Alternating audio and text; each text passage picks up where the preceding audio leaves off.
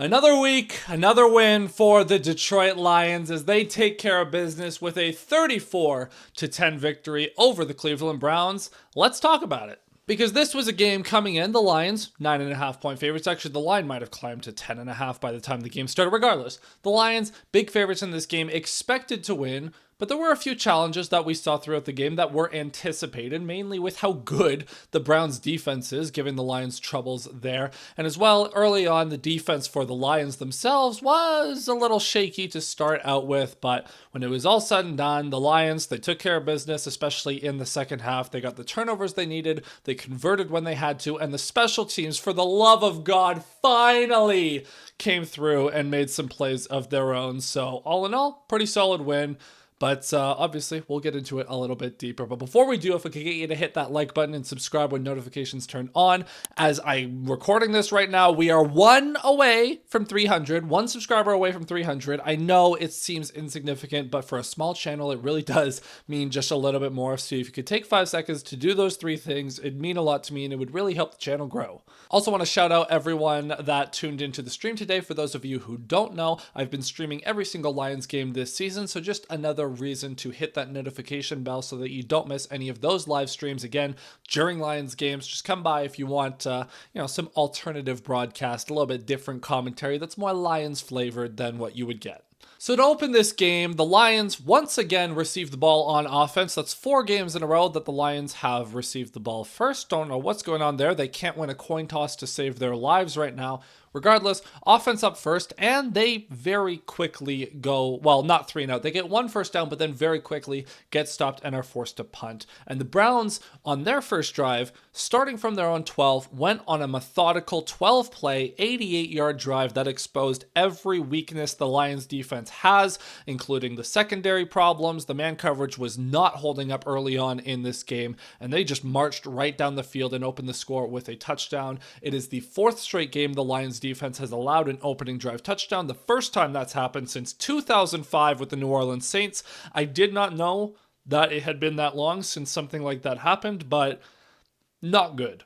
And understandably in the chat, a couple of people got nervous with me because obviously a big part of our confidence coming into this game was even though the Browns have a very good defense, well, the Lions should be able to shut down the Browns offense. So a little wary early on, but the Lions would put our nerves at ease, at least for a little bit, answering that touchdown drive with one of their own, thanks to a big catch to Amon-Ra St. Brown and a tripping penalty, rare tripping penalty on Grant Delpit that would help set the Lions up in Browns territory. And Jahmyr Gibbs would run in for a touchdown. He's already up to 4 touchdowns on the season, 4 touchdowns in 4 games. He's quite good. 35 touchdowns in 36 games in his career so far. Jahmyr Gibbs just has a nose for the end zone. He had a very nice day considering, well, how good the Browns are defensively. And the Lions tie the game up. And then on the Browns' next drive, one of the most inexplicable passes I've seen in a long while, Joe Flacco, it had to have been a miscommunication, but on 3rd down, just chucks the ball up to absolutely nobody, and Kirby Joseph just waits for it to come down to him. He gets his 2nd interception of the year, and it gives the Lions the ball at the Browns 46. Again, no idea what happened. It looked like Cedric Tillman was supposed to be running a go route. Instead, he doesn't, and Joe Flacco throws it to absolutely nobody. Lions get the ball, they get a big takeaway, and obviously their offense gets to work with a short field. And naturally, the Lions would do nothing with that short field. They ended up having to settle for a 48-yard field goal from Jake Bates, which did give them the lead, so at least they got something out of that completely, like I said, inexplicable turnover by the Browns. And so the Lions take the lead. And then on the Browns' next drive, they would go 3 and out, thanks in large part to an Aiden Hutchinson sack, getting in the backfield for his 3rd of the year. Mix that with a delay of game penalty that was after the sack, and the Browns got backed up too far. They couldn't recover, and they're forced to punt again. And then on the Lions' next drive, they get backed up thanks to a couple of really brutal false starts by Brock Wright and Taylor Decker, and they work their way down to a 2nd and 12, where Jared Goff unleashes a bomb deep down the field to Jameson Williams, who drops it. Hits him square in the hands. Inexcusable drop. Just horrible. That would be a drive killer for the Lions. They don't convert on 3rd and long, and they're forced to punt. Very, very, very brutal missed opportunity there. Thankfully, with the Browns backed up, the Lions defense would hold. Harold Fannin almost almost on 3rd and long, made something out of nothing, but Jack Campbell stayed with the play. Alex Anzalone came flying through, which was hilarious, but Campbell stays with the play, tackles him short of the line to the gain, and it is another 3-and-out. They force another punt. And on the Lions' next drive, again, Goff and Jameson Williams were just so out of sync all day. We're going to talk about it a little bit later. Just a brutal day for Williams. There was plays where he had drops. There were plays where Goff just was getting affected by pressure, couldn't get a good ball out. There were plays where Goff just missed JMO, where there was good coverage and he just couldn't fit it into a tight window. It was just all out of sorts every time Goff targeted JMO, aside from like 2 instances, the first catch of the game and then one later on. It just seemed like they were not on the same page at all. Very weird what was going on today. We'll talk about that later, like I said. And then on the Browns' next series, a very interesting sequence of events transpire as Joe Flacco throws it to his left and it is intercepted by DJ Reed, who makes a fantastic, like, sort of one-handed helmet catch. He uses his other arm to kind of scoop underneath the ball to make sure it doesn't hit the ground. Just an unbelievable catch. Gets up, runs it down to the 5-yard line where he's pushed out of bounds. And now the reason I say interesting sequence of events is there was a lot going on that route with Jerry Jeudy. Jerry Jeudy ends up on the ground complaining because while DJ Reed is falling over him as he catches that interception, regardless, it's a pick and the Lions get the ball inside the 10, goal to go situation. Now it is worth noting Kirby Joseph got hurt on the run back. He's been dealing with a knee thing since training camp. He left the game for a bit. He did return, but just something to monitor as we go into practice this week is Joseph is probably going to miss some time. Or not miss time necessarily, but miss some practice time. And 1st and goal from the 5, the Lions run it down to the 2 with David Montgomery. 2nd and goal, they run it down again, go nowhere. 3rd and goal, a play action pass, and Amon-Ra St. Brown is left all alone. And I don't know if it's just me, but leaving Amon-Ra St. Brown alone in the end zone with no one within like 10 yards of him is not a great idea. Unless you're a Lions fan, then it's a fantastic idea as the Lions take a 2-possession lead. The Browns, once again, would go 3-and-out. The Lions would drive down the field and add another field goal to make the lead 20-7 at halftime. And then the Browns' final possession, they just knee it out. So we're at halftime, Lions up 13. We're feeling fantastic. We're in a great situation. But the offense still has some things to work out because they've been all right. They haven't been great. They can definitely be better. So, time to improve. Spoiler alert, they really didn't actually improve in the second half. The Browns have a really good defense, like I said. It was very frustrating to watch the Lions offense for most of the day. Now, at halftime, I was talking to chat, and I remember saying that Aiden Hutchinson has a unique opportunity against the Browns, who have some subpar tackles, and against the Bengals next week, to really rack up a couple of nice plays, a couple of sacks, and get his Defensive Player of the Year candidacy going, because that's the level of player that he's capable of being. And so if he wants to be in contention for that award, he's going to have to rack up some of these individual stats. For as much as sacks are not a great stat, they still do matter to the casual voter and casual audience. So I said, you know what? He got 1 sack earlier in this game. Can we get another one in the second half? Maybe get 2 next week, and we could really get this thing going. Well, early on in the second half, the Browns are driving down the field, but then Aiden Hutchinson burns around the edge, gets a strip sack, recovered by the Lions, and Brian Branch gets dinged for a holding, which negates the sack, negates the fumble, negates the Lions' recovery.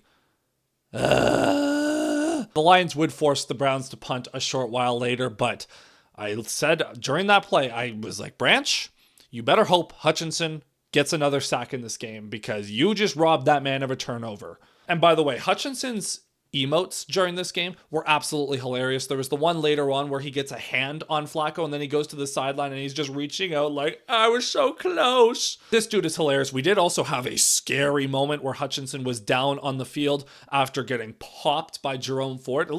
For a shorter running back, Jerome Ford packs a punch, man. He popped Hutch in the shoulder. Looked like a weird, wrist, hand. I don't even know. But we'll find out more about what happened there. But that was a scary moment. The Lions get the ball back deep in their own territory. And again, the JMO and Goff connection was not on the same page today as Goff, again, takes a shot downfield for Williams. It ends up being intercepted by the Browns, returned into Lions territory. Not good. There's really no excuse for what happened. The Browns were in cover 3. Goff thought that it was man coverage, and he thought that JMO had a step. He takes a shot. It's wildly underthrown, and Denzel Ward is just left to kind of field a punt there, if you will, and returns it for a couple of yards. Sets the Browns up. Now, the Lions defense did hold them to a field goal. However, Not great from the Lions offense. And again, not the cleanest day at all. The Browns, for as much as they struggled to get Goff on the ground, they did not have any difficulty disrupting a lot of what the Lions were trying to do.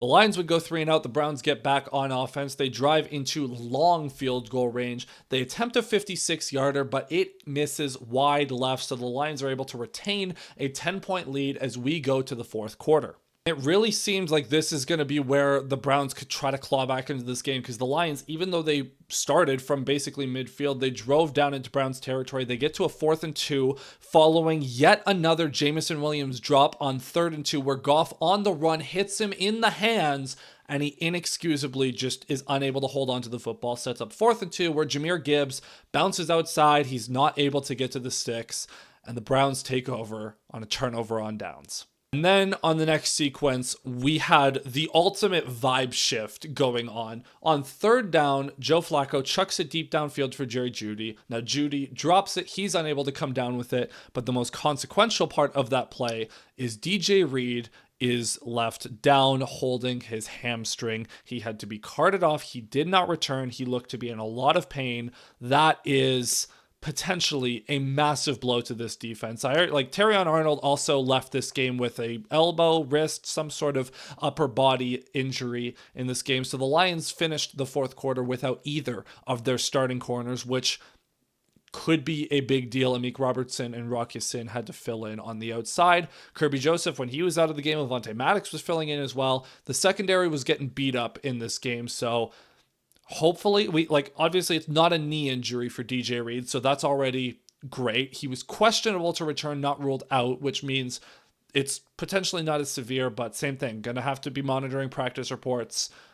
He is a big loss if he is indeed out for a while, because he's the Lions' best corner. He did a great job against Zay Flowers last week, and after a bad first drive, he really stepped it up. He got the interception his first as a Lion. Would be a huge loss if he's out for an extended period of time. Hopefully that's not the case, though. And then the very next play after that injury timeout, I, for one, have been someone who's been very critical of Khalif Raymond so far this year, because on his punt returns, he's been going laterally a little too much for my liking. He's trying to do a little too much, and he's not being decisive enough on his punt returns. Sorry, did I say is? I mean was, because out of nowhere, he makes one-man miss and just goes. Just is super decisive, runs up the field for once this season, and he makes an explosive play happen, and that is why he's the Lions punt returner. That's why he was a former All-Pro punt returner, because he has the capability to make plays like that. His 3rd career punt return for a touchdown. The Lions take a 3-score lead, and at this point in the fourth quarter, that's all she wrote. After a couple punts back and forth, there's one loose end from this game. I said Aiden Hutchinson better get another sack. He did one better. He got another strip sack, burning around the edge, and just the cleanest little swat of the football forces it out. Trevor Nowaski on the recovery, and the Lions get the ball at the 20, and they would finish that drive with another Amon-Ra touchdown to get us to our final score of 34-10. Aiden Hutchinson, unbelievable in this game. 2 sacks, a forced fumble. I believe 9 pressures is what he finished with in this game. He's got 18 pressures the last 2 weeks, as well as 3 sacks and 2 forced fumbles. That'll do.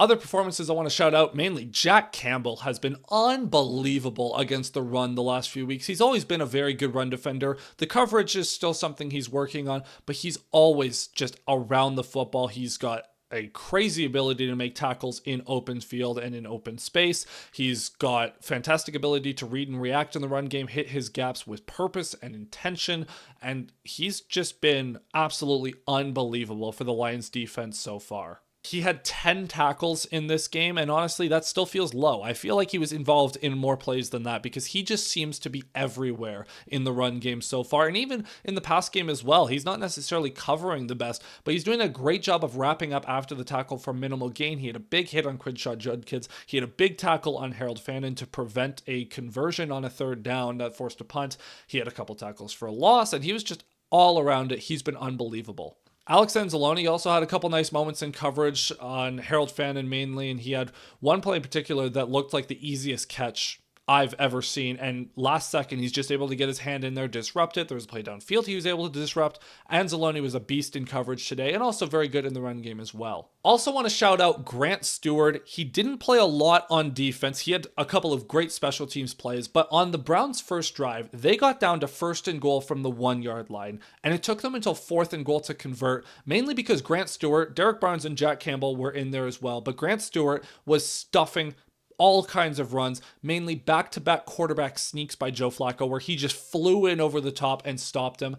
Obviously, that drive still ends in a touchdown for the Browns, but fantastic goal line stand by the Lions for, it took them 4 plays to get 1 yard. That's unbelievable. From the half-yard line, it was honestly half a yard. The Lions' defense in short yardage situations has been shockingly unbelievable to start the year. So just keep that in the back of your mind because they do play Philly later in the year, so maybe some tush-push defense will come out. We'll see what happens. But for the short yardage stuff, love to see it. Then offensively, it wasn't, like I said, it was not a clean game, but Jahmyr Gibbs was probably the best thing about the offense. He had 15 rushes for 91 yards, averaging 6.1 a pop. He did get the touchdown.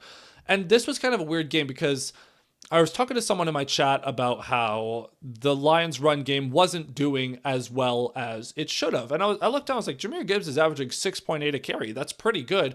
And I think the reason that it felt like the ground game wasn't doing as well as it was just the way that they were gaining yards. Because Jahmyr Gibbs, it would be 0-yard gain, minus 2-yard gain, 1-yard gain, and then he would pop one for 15, 16, 17, 20. So it was a very inconsistent day for Gibbs, but his explosiveness, his ability to bounce runs outside, his ability to accelerate to the edge, and just honestly no one can keep up with him.